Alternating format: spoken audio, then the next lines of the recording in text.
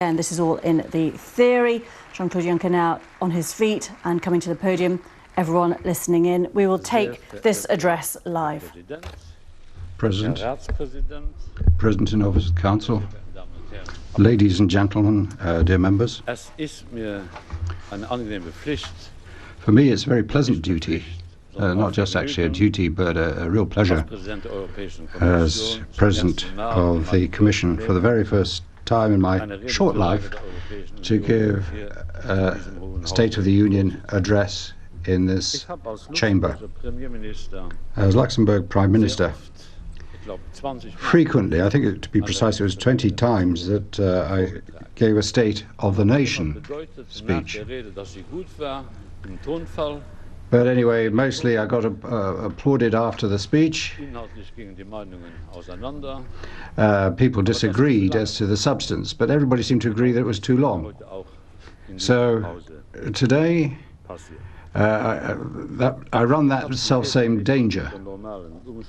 I've not actually drafted or been able to draft this speech under the normal conditions, and you probably guess why, or probably some of you know why. But I will try and conclude in good style. The speech takes place in the framework agreement between the European Parliament and the European Commission, which has been concluded between us. And in that framework, the President of the Commission, that's the first half of September in fact, comes to the Parliament and does a Q&A session on the prior year and work to be tabled to the House to cover what the Commission is doing over the next few months, say a year. So it's really the priorities of the Commission which are involved and of the European Union. And to that end, both with respect to Martin Schulz and the Prime Minister of Luxembourg as President in office, have received those priorities in writing. I've made the letter available, and appended to the letter is a document about how we're going to deal with the 10 working priorities of the Commission. A statement of intent. I'm not going to deal with all those topics today. I'm not doing that to be impolite to you, but it is in writing. And Franz Timmermans also has put things in writing. The Parliament has received that corpus in writing. But what I'm trying to do today is not to go into all the details, but try and make the general picture more understandable.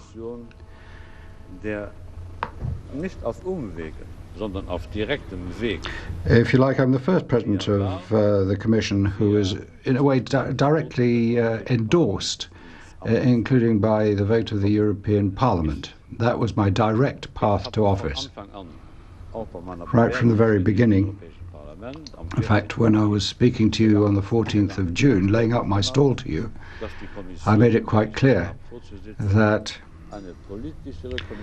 I intend to make the Commission more political, and therefore the President of the Commission, because of the democratic procedures and the nomination procedures, would also be a political president. When I say political, basically I mean political in the very best connotations of that word. We are politicians. I feel like political people rather than just politicians. These days, in French anyway, it's got a bad connotation. So in the best connotations, we are, as you'd say in English, politicians. And by political, I don't mean we're going to politicize everything, but that's not our wish. I just want to say that I really do feel that now is not the time to go ahead willy-nilly, business as usual. Please don't feel that's the case.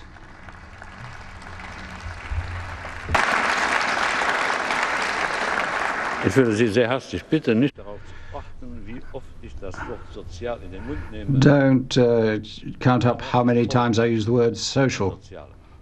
Just take it that my heart is full of the social. And don't count how many times I use economic, monetary or budget, those words. Very often people make rather empty speeches about this. Now we've got to be frank.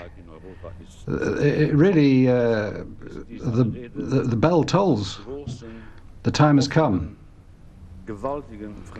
We have to look overtly at the huge issues with which the European Union is now confronted.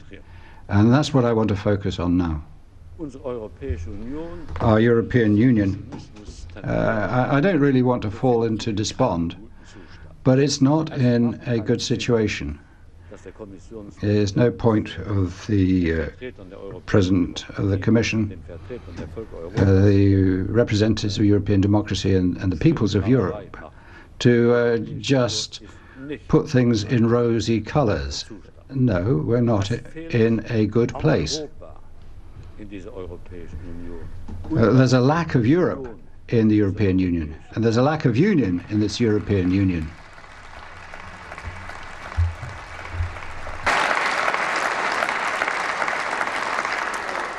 Das müssen wir ändern. And that has to change. We have to change it, and now. Work together to that end. I think that is the remit we've got from the European electorate. And that actually corresponds to the remit you gave to me. Okay. I don't know why you are becoming nervous when you are speaking about the European Union. So,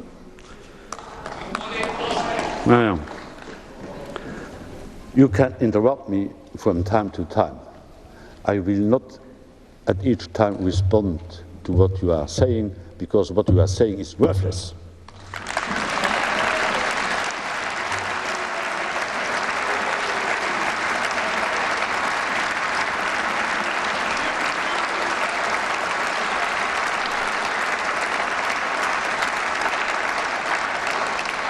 Mr. President, ladies and gentlemen, whatever work programs or legislative agendas say, the first priority today is and must be addressing the refugee crisis.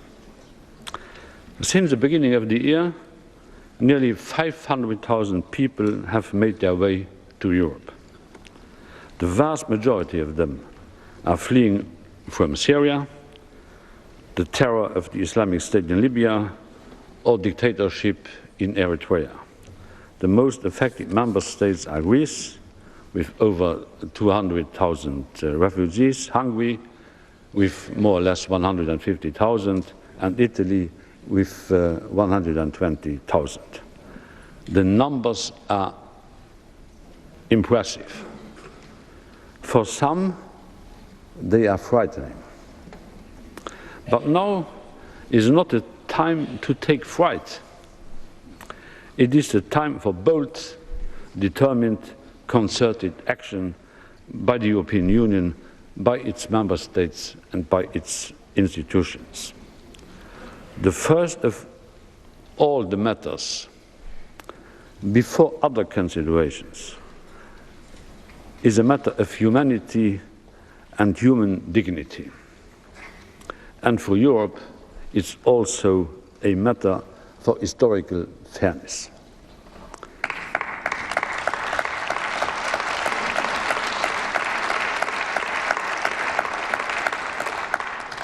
We Europeans, we are all Europeans here. Oh yeah, okay. Okay, I'm noting that you do think that you are not Europeans. Okay, well said, but not well done.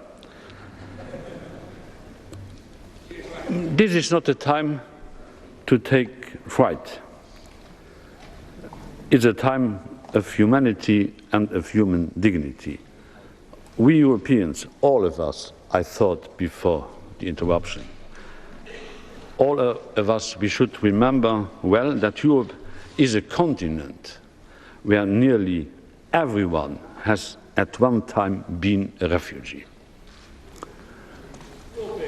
Our common history is marked by millions of Europeans fleeing from religious or political persecution, from war, from dictatorship, from oppression. Huguenots fleeing from France in the 17th century. Jews, Sinti, Roma, many others fleeing from Germany during the Nazi era of the 30s and the 40s of the last century. Spanish Republicans fleeing to refugees camps in southern France at the end of the 1930s after their defeat in the Civil War. Hungarian revolutionaries fleeing to Austria and elsewhere, everywhere in Europe, after their uprising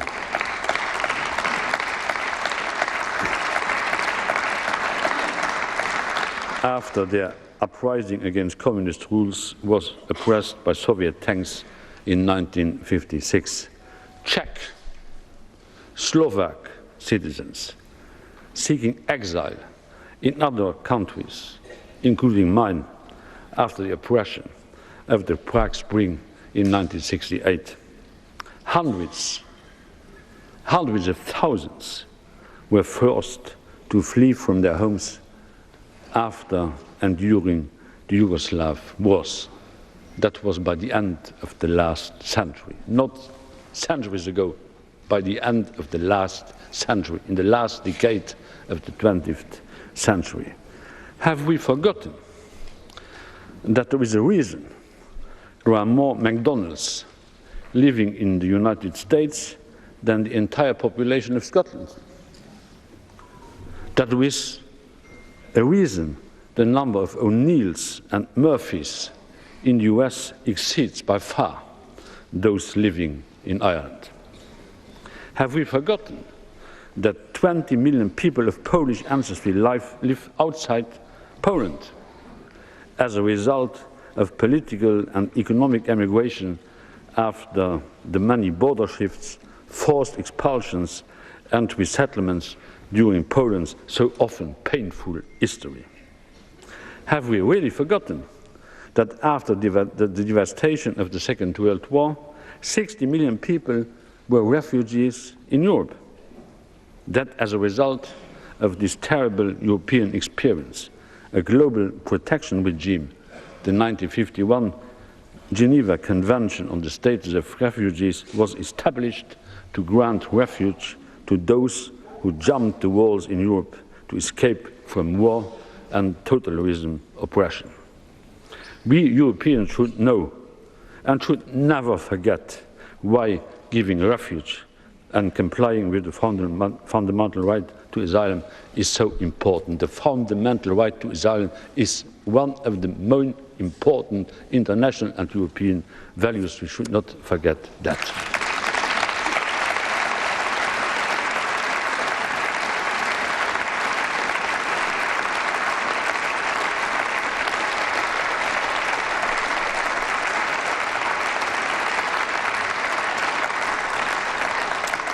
I've said in this House and elsewhere in the past that we are too seldom proud of our European heritage and our European project.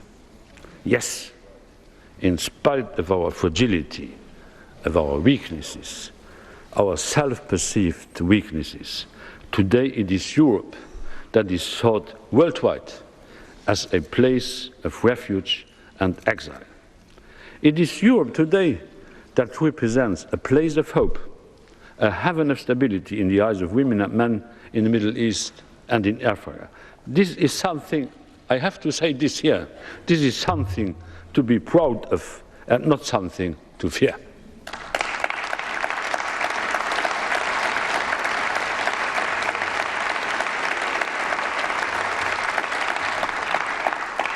Europe today, ladies and gentlemen, in spite of many differences amongst the member states, is by far the wealthiest place and the most stable continent in the world. Those who are criticizing Europe, the European integration, the European construction, the European Union, have to admit that this is the place of peace and that this is the place of stability, and we should be proud of this. We have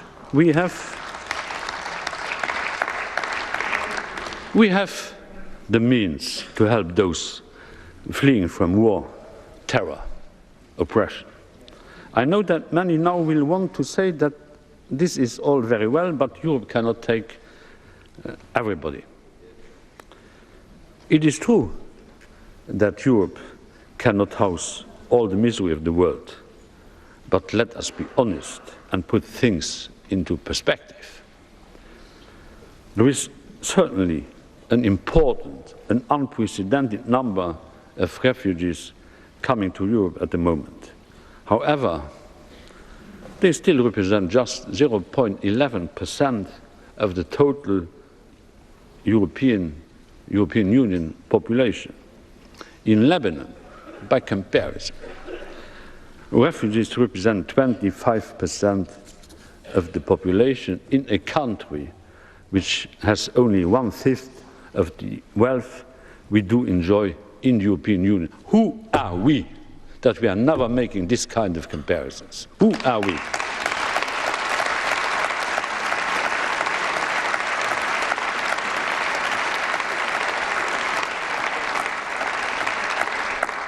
Let us be clear and honest with our often worried citizens. As long as there is war in Syria and terror in Libya, the refugee crisis will not simply go away. We can build walls, we can build fences, but imagine, without being demagogic, imagine for a second if it were you, your child in your arms, the world you knew torn apart around you. There is no price you would not pay. There is no wall you would not climb. No sea you would not go to sail. No border you would not cross if it is a war of the barbarism and the so-called Islamic State that you are fleeing. We are fighting against the Islamic State. Why are we not ready to accept those who are fleeing the Islamic State? We have to accept these people on the European territory.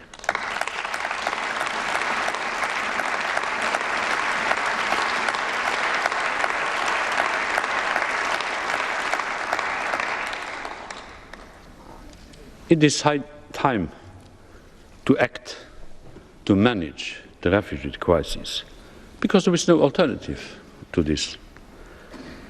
There has been a lot of finger pointing, not enough finger pointing, but too much finger pointing in the past weeks. Member states have accused each other of not doing enough or doing the wrong thing.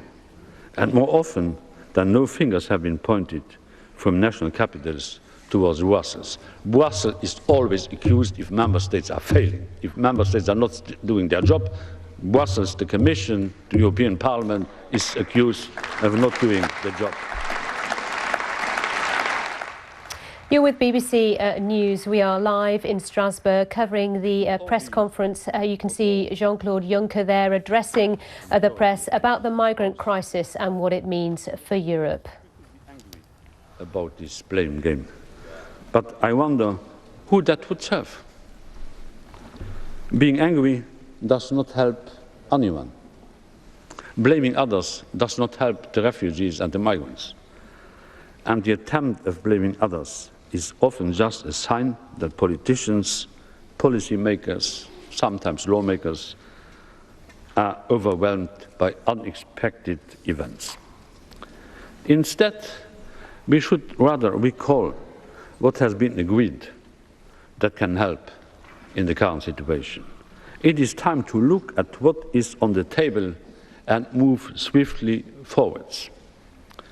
We are not starting anew. Since the early years of this century, the Commission, not mine, the one of José Manuel Barroso, has persistently tabled legislation after legislation to build a common European asylum system. And the Parliament and the Council have enacted this legislation, piece by piece. And the last piece of legislation entered into force just in July 2015, 2 months ago. Across Europe, we now have common standards for the way we receive asylum seekers in respect of their dignity, for the way we process their asylum applications, and we have common criteria which our independent justice systems use to determine whether someone is entitled to international protection. But these standards, honourable members of Parliament, these standards need to be implemented entirely and respected everywhere in Europe in practice. And this is clearly not the case. Before the summer, not after the summer, before the summer, the Commission started the first series of 32 infringement proceedings to remind Member States of what they had previously agreed to do. That's a matter of credibility. We are legislating, and we are not implementing. It's a matter of credibility that Member States are implementing and respecting commonly agreed international and European laws.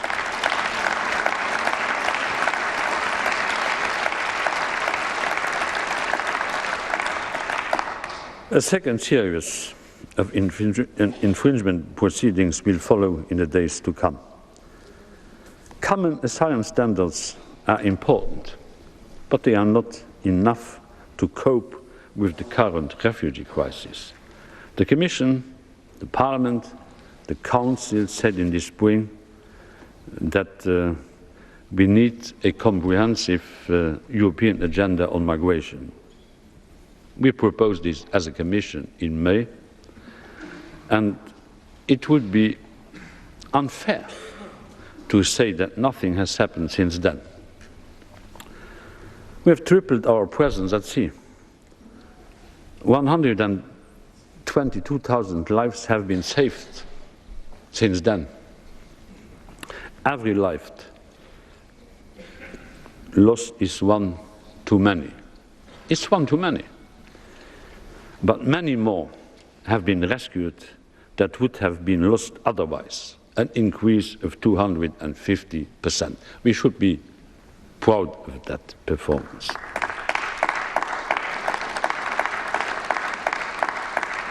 "29 member states and Schengen-associated countries are participating in the joint operations coordinated by Frontex in Italy, Greece and Hungary.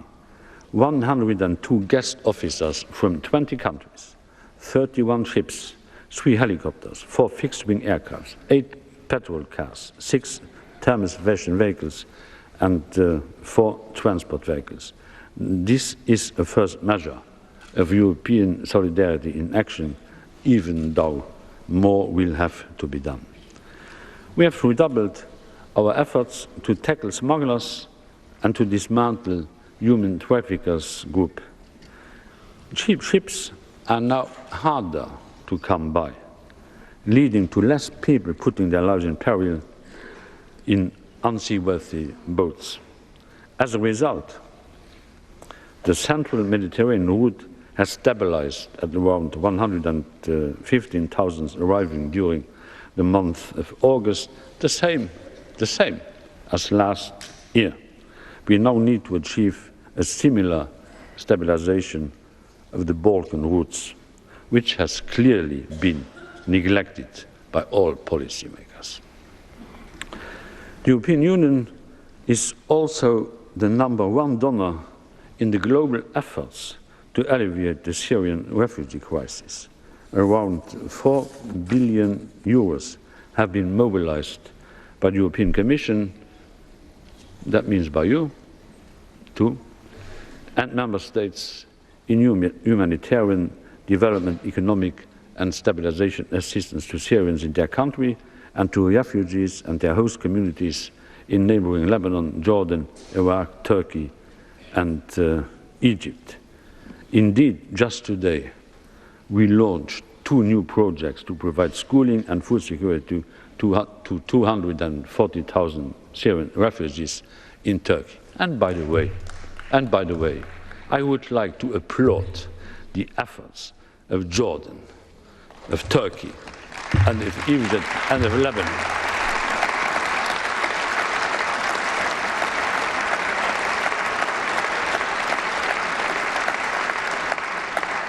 These countries, by far poorer we are, they are making efforts we should applaud to and we should recognize, and in moral and in financial terms. We have collectively committed to resettling over 22,000 people from outside of Europe over the next year, showing solidarity with our neighbors. Of course, this remains very modest, too modest by comparison to the Herculean efforts undertaken by Turkey, Jordan, Lebanon, who are hosting over 4 million Syrian refugees. But I'm encouraged that some member states are showing now their willingness to significantly step up our European resettlement efforts. This will allow us very soon to come forward with a structured system to pool European resettlement efforts more systematically. It has to be done, and it will be done. Where Europe has clearly under-delivered is on common solidarity with regard to the refugees who have arrived on our territory. To me, it is clear that the member states where most refugees first arrived, and at the moment these are Italy, Greece and Hungary, cannot be left alone to cope with this enormous challenge.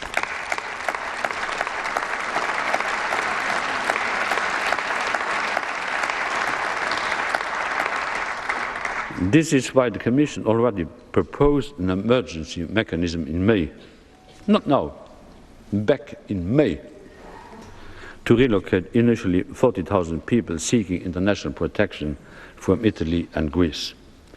And this is why today we are proposing a second emergency mechanism to relocate a further 120,000 people from Italy, Greece and Hungary. This has to be done in a compulsory way.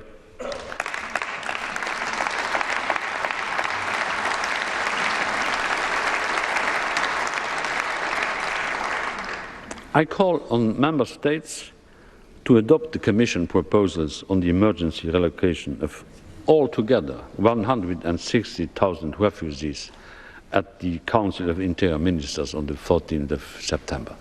We are not talking about 40,000, we are not talking about 120,000, it's 160,000. That's the number Europeans have to take in charge and have to take in their arms. And I really hope that this time everyone will be on board. No poems, no rhetorics.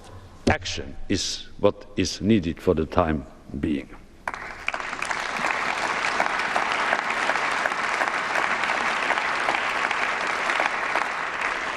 What is happening to human beings? We are talking about European beings. We are not talking about numbers. Human beings coming from Syria and Libya today could easily be the case in Ukraine tomorrow. Are we making selections?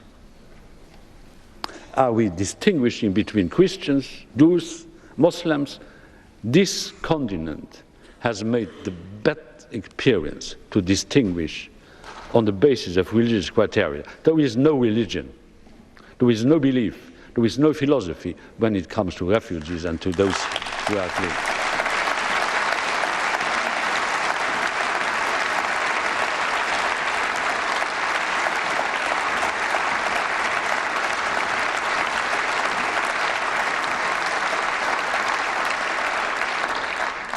Ladies and gentlemen, winter is approaching. Do we really want to have families sleeping in railway stations, in Budapest and elsewhere, in tents, cold tents during night, on shores, in Kos? We are in charge of the winter period for those who had to flee their countries for the reasons I have mentioned. Of course, relocation alone will not solve the issue. It is true that we also need to separate better those who are in clear need of international protection and are therefore very likely to apply for asylum successfully, and those who are leaving their country for other reasons which do not fall under the right of asylum. This is why today the Commission is proposing a common EU list of safe countries of origin. This list will enable member states to fast-track asylum procedures for nationals and of countries that are presumed to live safe in. The presumption of safety must, in our view, certainly apply to all countries which the European Council unanimously decided meet the basic Copenhagen criteria for EU membership, notably as regards democracy, the rule of law and fundamental rights.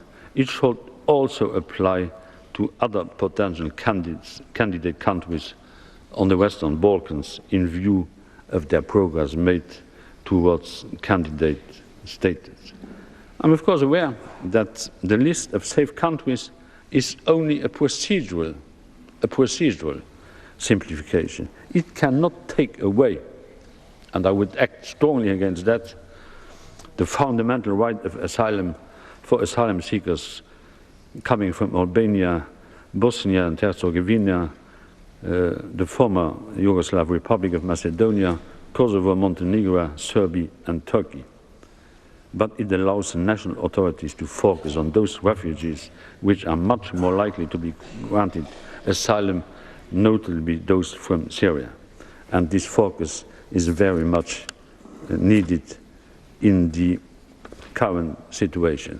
A list of safe countries is not taking away asylum rights from those people coming from the countries being listed. That's important.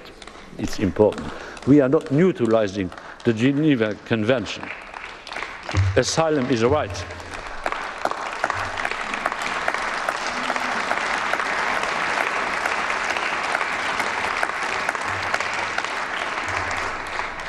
And the countries being on the list of safe countries have to know that if they are taking off of this list because fundamental rights would not be ensured in these countries, they are losing their chance to join the European Union.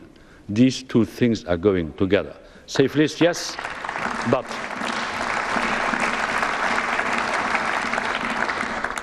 it is time we prepare a more fundamental change in the way we deal with asylum applications, and notably the Dublin system that requires that asylum applications be dealt with by the first country of entry. We need more Europe in our asylum policy. We need more union in our refugee policy. A true European refugee and asylum policy requires solidarity to be permanently anchored in our policy approach and our rules. This is why today the Commission is also proposing a permanent relocation mechanism, which will allow us to deal with crisis situations more swiftly in the future. More swiftly in the future, that means more swiftly than in the past. A common refugee and asylum policy requires further approximation of asylum policies after refugee status is granted. Member States need to take a second look at their support, integration and inclusion policies. The Commission is ready to look into how EU funds can support these efforts. And I'm strongly in favor of allowing asylum seekers to work and to earn their own money whilst their applications are being processed.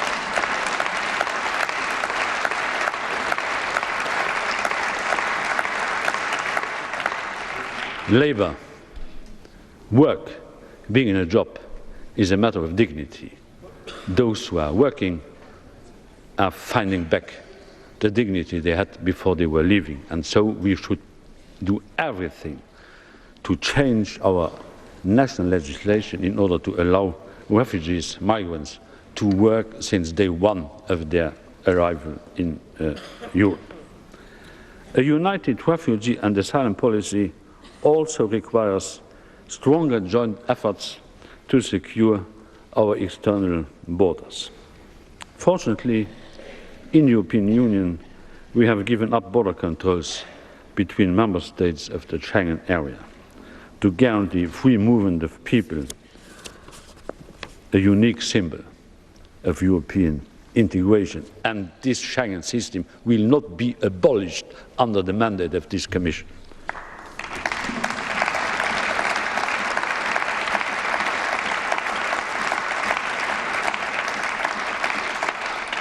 But the other side of the coin to free movement is that we must work together more closely to manage the external borders.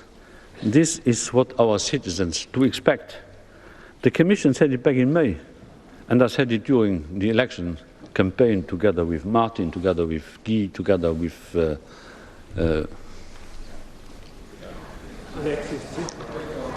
No.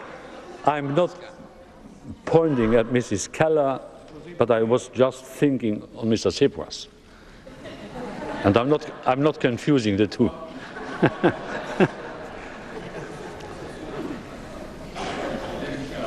We need to strengthen Sky. Significant.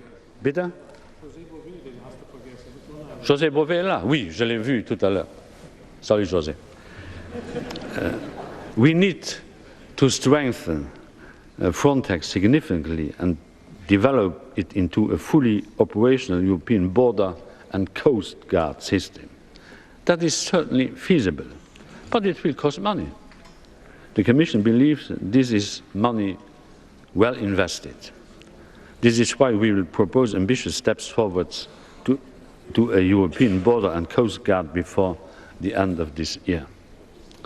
A truly united European migration policy also means that we need to look into opening legal channels for migration.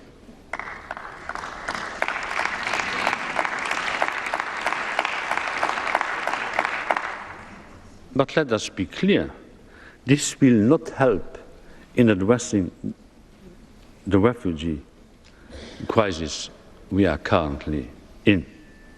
But if there are more safe, controlled roads open to Europe, we can manage migration better and make the illegal work of human traffickers less attractive. Let us not forget we are an aging continent in demographic decline. We will be needing talents coming from everywhere in the world. Over time, migration must change from a problem to be tackled to a well-managed resource.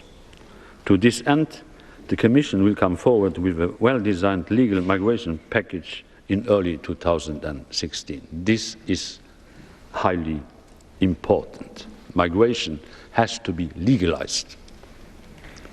It's not sufficient to protest against illegal immigration. We have to organize legal ways to Europe.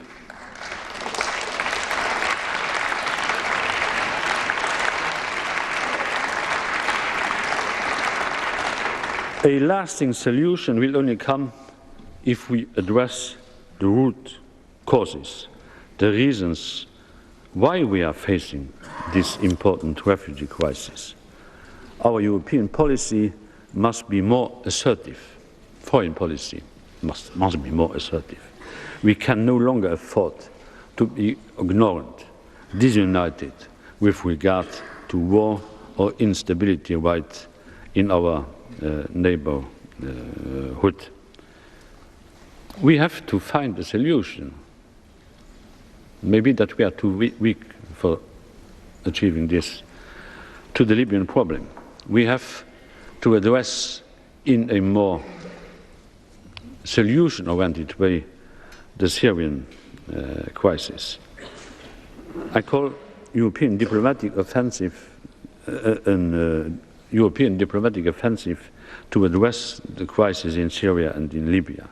We need a stronger Europe when it comes to foreign policy. I'm very glad that Federica Mogherini, our highly determined High Representative, she's high because she's highly determined, has prepared the ground for such an initiative with her diplomatic success in UN.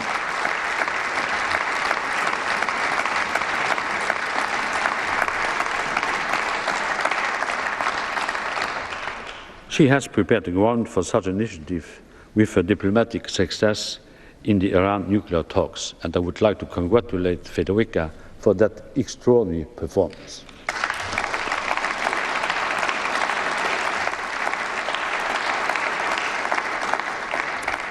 In order to facilitate the work of our High Representative, Federica, the Commission today is proposing to establish an emergency trust fund, starting with 1.8 billion euros from our common EU financial means to address the crisis in the Sahel and Lake Chad regions, the Horn of Africa, and the north of Africa.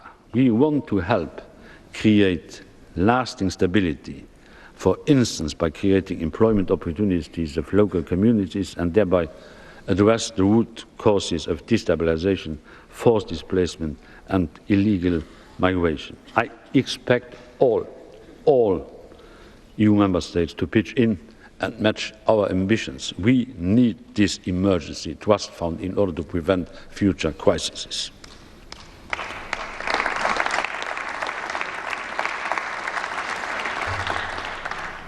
And we need higher development aid budgets.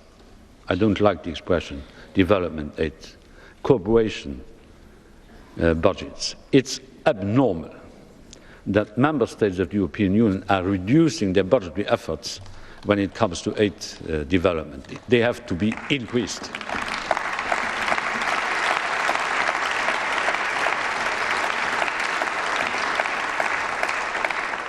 I do not want, Mr. President, to create any illusions that the refugee crisis will be over any time soon.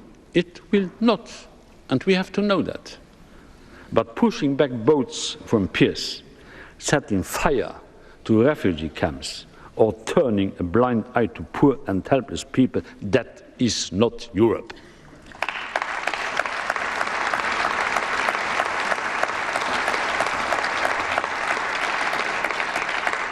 Europe, that's the baker in Kos who gives away his bread to hungry and weary souls. Europe is the students in Munich and in Passau who bring clothes for the new arrivals at the train station. Europe, that's those standing at the Munich rail station applauding and welcoming refugees.